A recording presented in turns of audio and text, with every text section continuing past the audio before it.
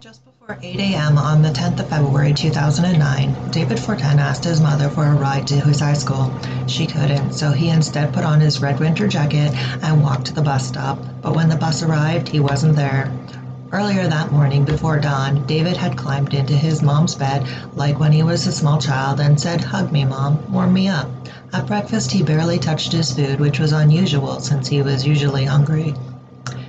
His parents, Caroline Lachance and Eric Fortin, have never stopped looking for him and are convinced that he ran away to escape the relentless bullying from his classmates. David didn't speak much and didn't mention to his family about how things were going at school, although they knew he had been bullied since grade school. The night before he disappeared, he said that he had received a threat that he'd be hurt at school. His mother said that the bullying ranged from verbal harassment to physical assault. The school had even assigned a security guard to keep an eye on David every day. He lived with his family in Alma, Quebec, Canada. After his disappearance, several people reported seeing David heading southwest towards the more rural area of Trois-Rivières. It is impossible to verify these sightings, but his mom believes the description matches her son and that her son may have headed in that direction without really knowing where to go. On February the 15th, a truck driver picked up a teenage boy resembling David on a small road near Bertheville, which is 4.5 hours southwest of Alma. He dropped the boy off at a roadside shrine near St. Thomas, 65 kilometers northeast of Montreal. The driver went to light a candle, but when he returned, he saw the boy get into a blue four-door subcompact car. The driver was questioned by police and passed a polygraph test. Police divers searched the Petit Décharge River, which crosses Alma. Hundreds of local residents searched the woods near his home and distributed more than 20,000 posters of David. CIBC Visa and Rogers published David's photograph on envelopes. The Sun Youth Organization posted a $10,000 reward. An overview of David's life is as follows.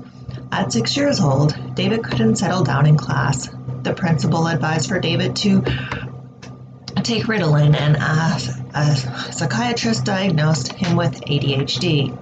Medication helped him concentrate, but teasing from the first day of school because of a speech impediment only got worse. He never fought back, and his only friend was a girl who was often bullied. In grade school, his teachers would dismiss him early so he could run home before the other kids got out of school so they wouldn't beat him up or throw snowballs at him. If he didn't have time, he'd hide or wait for his younger sister to come. Gangs of kids would wait for David at lunch and after school. In 2008, he was cycling home when a gang chased him into a dead end and took his bicycle. He had to wade through waist-deep water through a creek and ran to the nearby house of his older cousin, Maxime, who reported it to the police. Maxime's wife looked outside and saw a gang of 20 young people out in the street and asked David what happened. David lied at first, saying he'd fallen into the water, but eventually admitted the kids had pursued him and taken his bicycle. He begged her not to tell his mom. Unfortunately, the police just told David, "Just stay away from that neighborhood." So David thought to himself that even the police aren't on his side. He started failing in school and had to repeat grade 8 and was placed in his class for students with learning difficulties. The girl who was his only friend started avoiding him, and during that second grade 8 year, some kids discovered Hannah Montana music on his iPod, which was popular at the time, and accused him of being gay using derogatory French terms. His mom said David had downloaded the music for his sister at school since they didn't have a computer at home. In December 2008, he started taking long walks alone after dinner. Maxime had also endured bullying when he was young and thought that David took the long walks to reflect on his life. Maxime had wondered suicide during these walks and hoped David didn't feel the same. David's mother worried about the silence in these solitary long walks. She took him to a child psychiatrist, who told her that David was in danger at school, so his mother called the assistant principal to demand that steps be taken to stop the bullying, but nothing was done. David's mom says he stopped telling her about the bullying because he knew it upset her. He told her that if he told her and she told the principal, it would make the bullying worse and he would get picked on even more. The bullying finally stopped when he was 14, when he lost his temper and knocked out a boy who had been bullying him to the ground, which drew blood. On the 28th of January 2009, his mom called Maxime in a panic. It was almost dinner and David hadn't returned from school. That afternoon, David had told a girl in his class that he was fed up and decided to disappear.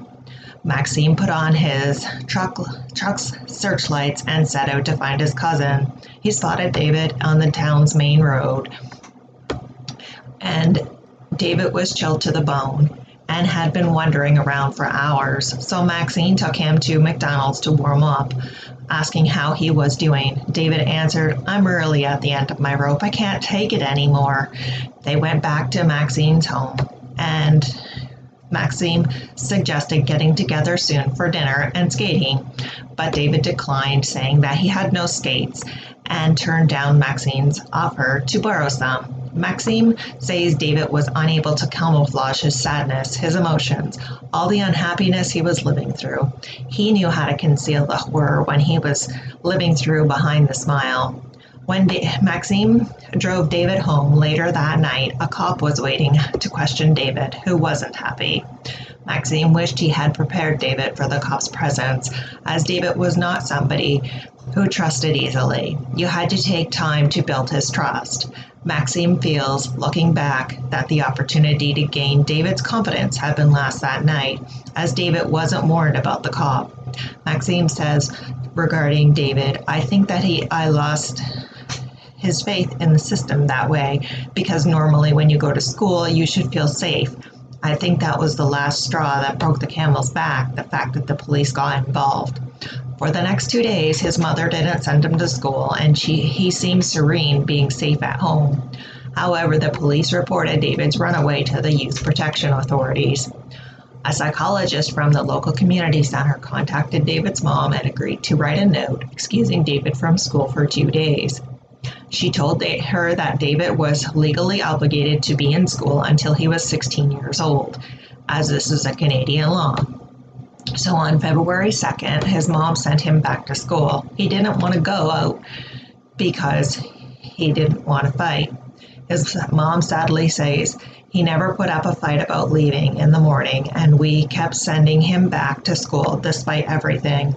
On the 9th of February, David was in gym class when some kids started playing with a fire extinguisher. David reported it to the teacher, and one of the boys vowed to make David sorry for tattling, saying, "I'll smash your face." She says that David can count on her and his dad to always be there for him, and no matter what, they both love him. In summary, David Fortin, a 14-year-old teenager missing since 2009, February the 10th of a Tuesday, he had to take the bus around 7:50 a.m. to the Camille Laveau High School in Alma, Quebec. At this time of his disappearance, he was wearing a red coat with the inscription Polaris on the back, blue jeans, a black polar with hood, beige espadrilles, and red winter gloves, and a gray toque. He's approximately 5'7" and weighs 165 pounds. Brown hair, brown eyes. And if you have any information on this case, please contact Sûreté du Québec 1-800-659-4264. Tips can also be called in to the Royal Canadian Mounted Police at 1-877-318-3576 or Crime Stoppers at 1-800-222-8477.